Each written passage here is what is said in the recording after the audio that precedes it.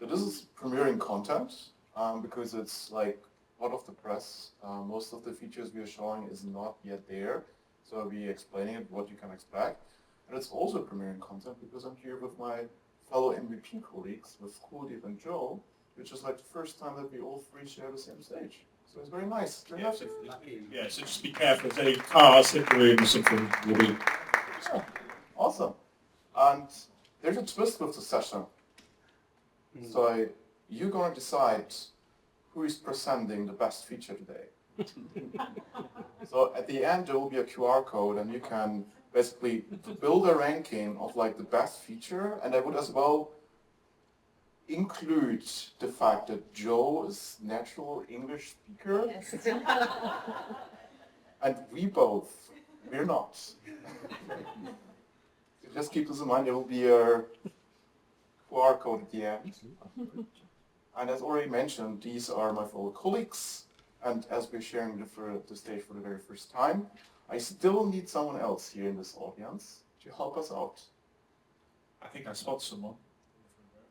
So Xenia, would you be happy? Do you have your phone with you? Can you just pull out and open up the timer? Because every one of us gets 10 minutes to present their features. And the nice thing is, I told them they have 50 minutes. Shenanigans already, shenanigans. So they all prepared stuff for 50 minutes, but we only have 10. So when Xenia's alarm turns off, you start when I start my presentation. And then when the alarm turns off, Start the clock.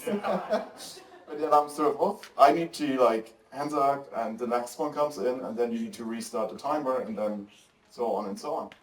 So I would say, let's fight, right? For the best presentation. All right, I'm doing the start, so you can set the timer. Set, okay. So we have 10 minutes, so I brought two new features for you today.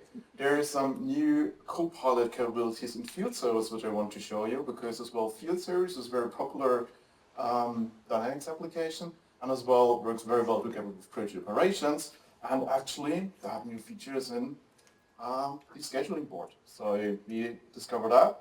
And then as well we will look into what is called AI summary row, where we get information all around our data on Power Apps in an AI summary.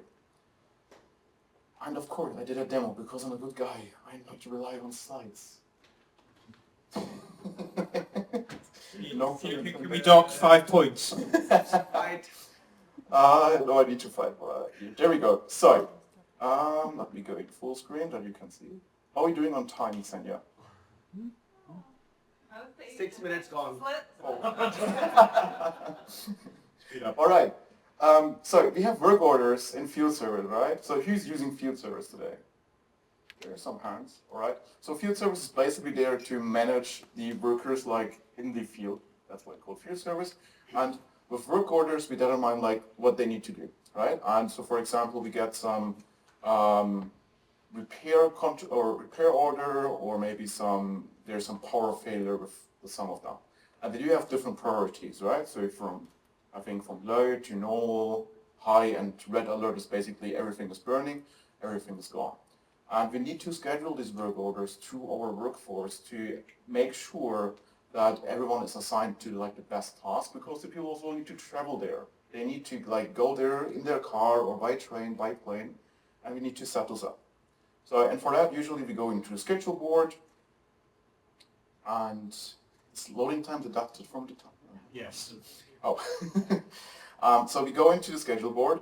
It's a very early demo, so usually we go into our open requirements, and then we find basically who's fitting based on requirements and stuff like that, correct? See something back. All right, what about we just use AI for that? So we just pick, let's pick Manuel. Where's Manuel? I mean, not in the room, but, so we just pick Manuel and then right click on that. We have new functionality called Suggest Schedule. And what happens here is that we get this little screen here on the right hand side. And then we can basically, the scheduling goal, maximize utilization. Sounds good to me from Manuel. And then as well, we can set it up like until the end of the day, so you can plan it on a daily basis, or for example for the next 2 or 3 days, or for a custom range. I don't have so much on the weekend, so let's build a custom range and include the whole day today. So I need to change this to like 7 a.m. and then as well tomorrow, so I can pick her, and I also can do like 3 days in advance, but there is not so much work on the on the weekend. And as well, I can pick from system views here from my requirements page. So I can bring in custom filters here already to filter down the requirements based on, for example, the department or, for example, the skill level. But also we get the characteristics into that we understand like where is this coming from. So thus, for example, Manuel is very talented in a certain profession, I hope for him. All right, so we as well use predictive travel time. We won't match the priorities because I didn't set this up. And as well, we want to see something, so I leave the characteristics out because Manuel just knows everything. How's time? 6 minutes. Gone or still? No. Oh, okay. So this works apparently quite well. So, and from our open work orders, which we just saw, we get like an optimized schedule for Manuel, including travel time. So where he needs to go, and then as well, we include as well high priority stuff on, like before we do some low priority stuff, and as well combine, for example, here 2 work orders or 2 work orders which are for the Stadt Würzburg, which are basically in the same place, so you can still connect that. So the AI is smart enough to detect what is high priority and put this first in the travel to Würzburg, and as well is smart enough to connect both places, because they're the same place, to like one offer here. And we can go further and have the same basically for the next day. So for tomorrow, Manuel does the high priority work order first, and then he travels to the lower priority work order, which is highlighted yellow here. Not sure if you can see that, but there's like a yellow cap here. And then basically does this then afterwards. So he has like a full day unplanned and can... He starts the weekend at 3:30? Jesus. Okay, so he starts the weekend at 3:30 then, so there's no much more work for him to do. And we can adjust the settings still after this one, but then here I can just update the schedule, and with that I just have Manuel scheduled in the most efficient way, and I can do this as well for all the other resources then. And available is this, while this is loading, in preview since Monday. So there is some documentation which I can share with you if you're interested, how to set this up, because this is consuming as well messages from Copilot Studio at the backend, and is not yet overall available. But yeah, so there's a full-blown documentation with that, so yeah, you can get it, and as well it works from the chat experience as well, so you don't need to do go to schedulable first. You can as well just go to the chat and type in the name of the resource which you want to optimize for, and then this will run for you in the same context basically. Alright, this was feature number 1. Feature number 2, for that we are changing a bit the system, and we do have our fundraiser application here, which I try to promote a lot. So we have here our fundraisers, and if we just open, let's go with the scholarship font, then just minimize that one here. Alright, Gary, does it? Demos, right? And 3 minutes long. 3 minutes. 2 minutes. I'm relying on this. Is it because of the scaling or something? Just a second. We'll get there. If not, I will show you the prompt. There we go. Can I zoom in then a little bit if you can see it bigger? So what happens here is I got a fundraiser record. Donations run into this fundraiser, and there are like many more connected data to that. And on the summary, I can have a custom prompt that summarizes the data from the system and set this into context as well. So for example, you get a summary of the story, because like the story is like 4 sentences long and I don't have the time to read this. So we just put it in 2 sentences right now. So I don't need to read everything. As well as see the fundraiser goal, the total donations, and how much of these total donations are already paid, so which is open. As well as see the goal status, which is red. I use an emoji for that.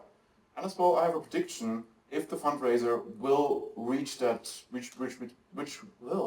reach that level. So when we see that, that we are 1,175 years away from the current goal, the prediction still says it's a positive chance to reach that because we are already over a certain point in the collecting time frame, and so I get a thumbs up, which is also an emoji. And this is very helpful, especially like for bigger data. And we do set this up basically on the table itself. So there's a row summary here, which I can open, and then applies the prompt. This is how the prompt looks like, scaled to, yes. So this is how the prompt looks like. So basically summarize me the story of the fundraiser story, and I pass the record ID with it, just to be sure we're on the right record. And then for the comparison as well, I set the fundraiser goal with the fundraiser total donations value. So these are all the values from Dataverse, from the system itself. So we're using the data, we're just not setting something up. And we then as well said, okay, if goal is bigger than total donations, then we show a red emoji. And if the goal is less than the total donation, we show a green emoji because we reached our goal. And then basically we show something like this. And then as well, quite interesting, I really worked a lot on this here below because I need to test it a lot, and it was like really awful to test because we have like this if and minus and bigger than minus 500. So you can bring in your own setup there, basically. And then you can as well prompt test the prompt right here to understand like what is happening, and it will always change it and adjust this accordingly. You can as well get information from related data, like for example for lookups or one-to-many relationships. Time. Okay, that's it. Thank you.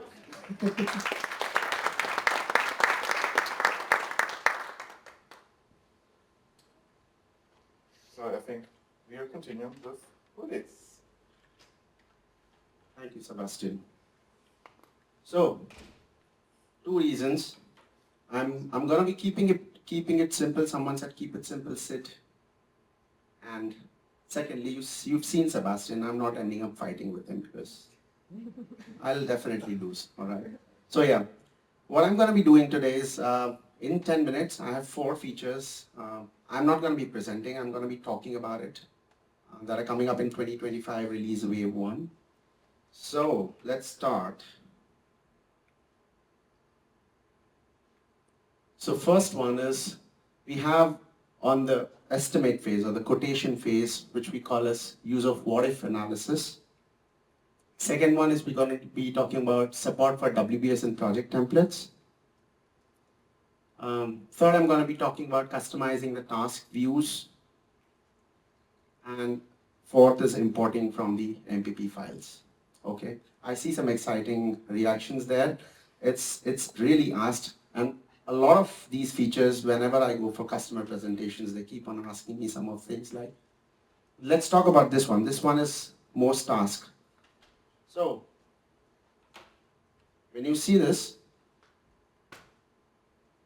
your sales team, when they are working on the presentation or preparing a proposal, a lot of time they feel they want to ask a lot of questions to the proposal itself. Like, what if I do this? What if I do that? Or play with some resources from one region to other, move them up and down. How much of the revenue, loss, or profit am I going to be making? You see this, you have some sliders here. There are different resourcing units. So there are some options that you can play. Left, right, slide them down, play with it. And you can set your own target here that I want to achieve a 25% of target by playing with it. So after playing with it, you can see your results if they are achieving the target or not. And when you build your resources here with the roles and set, this gives you a beautiful result. And when you click on what if analysis button on the top, you'll be fascinated to see some results out there in the report format. And here, you see on the left, You ask four kind of questions. What if it is an aggressive optimization, balanced growth plan, revenue optimizer, or cost reduction? So you can compare in four ways. What is the best result that comes out of it? And you can compare the cost, the revenue, gross margins, and budget variance that helps you give the results out there. So you can pick up any of them to compare on the top graphs here, and that's how you get your results. Any questions on this? Good. Then we move next. Second is I want to show you something on the support for WBS and Project Templates that's coming up. So this is a project plan. Imagine a project manager working on a project plan, and he has already worked on a project plan before this, which is kind of similar, and he wants to add tasks from the previous projects directly onto this, and he doesn't want to add all of them. He just wants to pick up some tasks out of the previous project and put it here so as to reduce his work and complete the project planning very effectively in the speed mode. So there's a button called as Add Tasks in the top that you can see. When you click that, you have a screen that comes up like this, and you can select the project from where you want to copy the tasks. It will pull down the project tasks down there, and you can select which all tasks you want to put in from here onto this task, project plan. It will automatically populate from there here. Interesting fact is, you can see at this point of time, there are already three tasks in the project plan, and it shows you how many more you can add.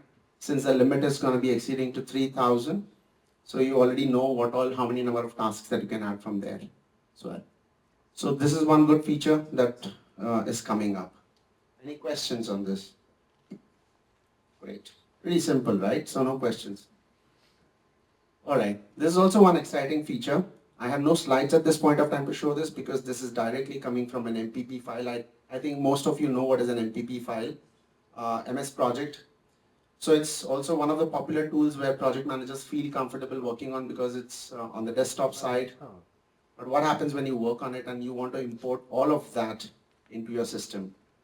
So you have now a feature that is coming up that you can import some tasks directly from MPP. And also not just that, you have an option to select what all tasks from your MPP has to be put down in your project plan. So that's an option that has come up. So previously, what was an existing capability? There was some existing capability around this. You could set the calendar hours. You can set the project manager for this particular project directly from the MPP into the system. Schedule mode, and the source can be the MPP file. But what's new here is you can select the target project, meaning on the project that you're working, you can directly import the MPP file, select the task, and it'll come onto that project. Yeah, that's pretty much it. No questions? Any questions? Yes, please. Is it an import only or sets? At this point of time, it is import only. Export is something you can export out in Excel or stuff like that. Right. This is one more feature which is called as customizing the task view details. A lot of you guys have already used project operations. So to look at the project details, probably earlier we used to open a form where you could see all the task details down there. But now they are coming up with a feature where you can double click a particular task. That opens up a quick create kind of form on the right hand side to build your own set of view that you would like to see for that particular task. Customize it the way you would like to see it. So it enhances the way you traverse to look at the details of the task. So this is one more feature coming up. So I'm towards the end, and what I'm going to be showing now is the availability schedule. The first one is the what if analysis. The PP is public preview. It's going to be coming in public preview in August 2025 and GA in October 2025. Second is support for WBS. Public preview is going to be in September 25 and March 26 is general availability. Customizing of task views again in September and March 2026, and again import is also going to be in August 2025 and October 2025. With that, I'm done. I'm still having time. Thank you.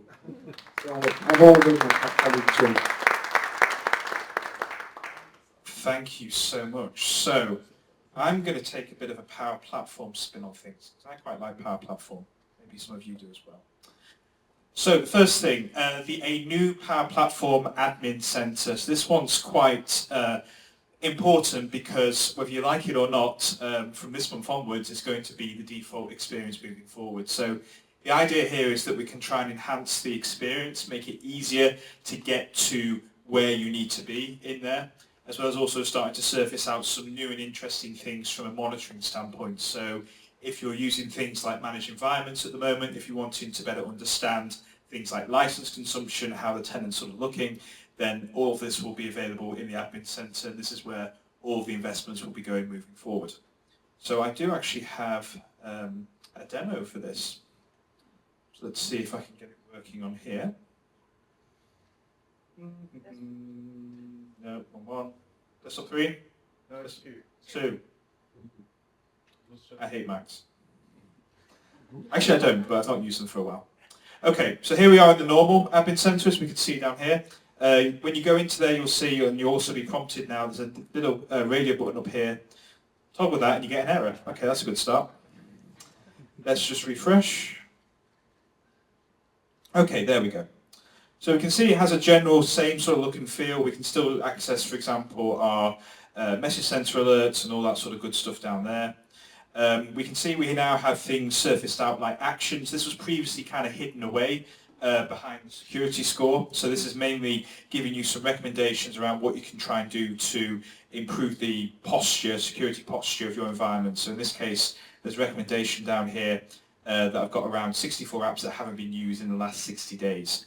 So what we're starting to see here is that some of the innovations and things which have come out from the C of E kit are starting to be incorporated as part of the product as well. So it makes it a lot more easier for you to gain those analysis of the environments. We can still do the same things we can see before, manage our environments. We can access areas down here around the Power Apps. Monitoring will still show us a good overview there, different Power BI tiles in terms of, okay, any errors going on, access to the logs. Security down here is where, again, we can see the secure score and then a list of different configurations that we can do. These are worth reviewing just to make sure that, number one, you're aware of what they are, and so that if they are a concern to you, so for example, things like auditing, if you need to have your own manually managed encryption keys, this is where you would go and do all of this. So definitely worth a bit of a look. Enable it now. It will be forced from the 21st of April onwards. But yeah, quite nice to see this getting a bit of an uplift, a bit of a facelift. That's good. So next feature, which unfortunately I can't demo because it's not working. But it's still quite interesting just to take a look at. It was working pretty okay yesterday. I think maybe the content filters are having a bit of a fun day here. But what we have here now in public preview, if you go in, create a Cloudflow, we have the option of being able to use these generative actions. And this is what I spoke about in the earlier session, where we're now getting to a point where we don't even need to define the detailed action steps for automation in depth. We just give a description here of what we want to achieve. So in the example I wanted to show, it would just be a case of going to, okay, scan my email inbox and send me a Teams message with the information about my email that I've received before. Because what this also supports is the ability to tap into connectors. At the moment, just a limited list of connectors, but the idea is that this will hopefully roll out to many more connectors, and we can use these GPT prompts to effectively go execute this logic. What's also quite nice, and what I can maybe show you in the error that I got before, is that it also gives you a pretty nice breakdown in terms of, okay, the logic or the thought process that it's going through. So we can see down there, it's sort of, we can basically just, the example here was just a very simple, summarize my email. As it's then crunching through the data, it's then able to then sort of show an overview in terms of every single reasoning step that it sort of went through. So if I was to select one of these previous runs, down here, I think it was actually called something slightly different. You'll see there's a new area on the Cloudflows page for Generative Actions Preview. Go into here and just see what we've got. Summarize latest email. So it kind of looks and behaves like a typical Cloudflow. So all the flow runs down here like so. And then down here we can just scroll down when it loads and we can just see exactly what it went through. So it's gone, okay, I need to retrieve an email. Okay, I've got access to the Outlook connector, so I'm going to do get emails, get the top one email. Pretty clever. From there, it's then able to actually go and return that email. Okay, it's got the email there. It's found that actually it was me who sent the email. Now I'm going to send a message to me in Teams down there. And this is where it kind of fell over a bit down here. But interesting in terms of actually, the potential here. As with a lot of the public preview features at the moment, still a little bit sort of maybe some gremlins in the system, but quite good to sort of test out, and also as well, very easy just to give your feedback down here, so it can be improved upon as well. So this, I think, is very interesting from a long-term picture standpoint, where things are evolving with the platform. Potentially those many hours that you spend having to create Cloudflows and everything else are going to be a thing of the past and future. How long have we got left? 3 minutes, perfect. Okay, so let's talk about Plan Designer. So Plan Designer was announced at the Power Platform conference last year in Las Vegas, an event I do recommend. It's coming back this year. If you need a discount code, give me a shout.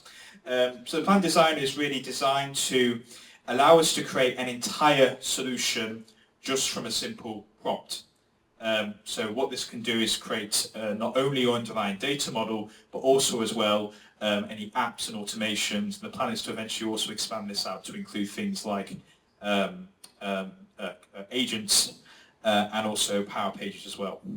So I might just ask for a quick helper for the microphone, if that's okay. You've been doing such a good job of it this week. I won't want to deprive it of you. Thank you. So let me type in what I want to achieve. So I need a solution to help my employees hold microphones during presentations. There we go. That'll do. I'll leave the typos for now. Usually, generally speaking, the typos are pretty okay.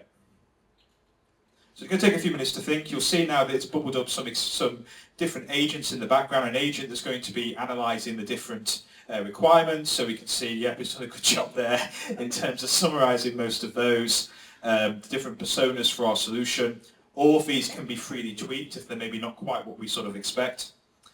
Once it's done that, it's then going to go and crunch that again and go, okay, what tables do we need in Dataverse to actually bring this all together? And in this case, it's identified, okay, we need tables for everything that we can see down here like so, which is pretty cool. And it's actually going to go off in Dataverse and actually build all these out, create the columns, create the initial data sets, and then use that as a basis for our apps and solutions in a few moments' time. It does take a little bit of a while because it's actually going off and just creating all of that in Dataverse. So once it's done, click on Add These Tables, and then finally the solution agent goes, okay, what apps do we need here and what automations? And in this case, it's identified, okay, a Canvas app and a model-driven app to basically bring this all together. And all of that is now done, created. I have a working solution. I can then go test that out, make some sort of tweaks. I could even as well, if I was building this plan, bring in custom documents, maybe Visio diagrams, some detailed process documents. This is how we do things. And again, the plan designer can use all of this. And that's it. I think I'm on time, hopefully. Wow. Okay, perfect. Okay, that's good.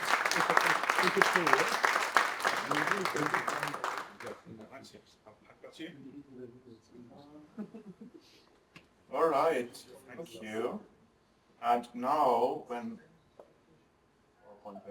yes, and now it's your time to vote. So scan the QR code, and then you can, you should see some order list, and then you can just drag and drop basically your favorites. So you can put in your most favorite in the first place and the least in the last. So you can create your own ranking of the features and persons you like. What does the winner get for their prize? Sorry? We don't discuss this. What's the winner get? Yeah, that's really, yeah, but we also didn't discuss bribing, so, Okay. yeah. Maybe while everyone was voting, are there any questions to the scene features? Everyone is like looking at the phone, I need to vote that in. I can't let the Sebastian guy win. Yes, that's what everyone's thinking. You are correct. I can imagine, yeah. bullied all of you into it. So, Well, you haven't got a fancy job title, clearly, like we said, so... just Sebastian. That's Also, just... that's all I have. Did you firefight at this moment? He built the tool for voting, so there could be shenanigans. There was no voting before that.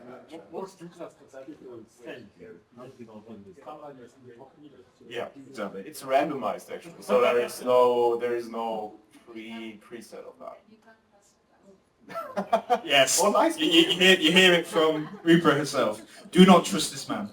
Nice, thank you. I appreciate team collaboration. The results will say it all. If Sebastian went there, some trouble. Exactly. Right. I think everyone got the. Let me then pull up the form. But honestly, guys, there's a lot to show from the release paper. We have only 10 minutes to show you some features. You guys have any questions, anything you want to listen, just drop by. And I think it really emphasises the importance of just keeping on top of those release wave notes. There's 2 each year, released in good time, you're able to review those, see what's coming, and in some cases also preview the features as well, so make sure you do that. Right, so are you ready for the responses? Drum roll? Actually, I didn't test it, though. I don't know if it's like already correct or something. Okay, let's see. And Oh! Joe with the plan. Wow! Plan designer. You. You made it first and last at the same time. Did, yes. I was kind of hoping that one would be more popular, because it's not Copilot. Just say. Awesome. Thank you everyone for participating. That's very interesting to see. Thank you. Thank you. And that's it for our session.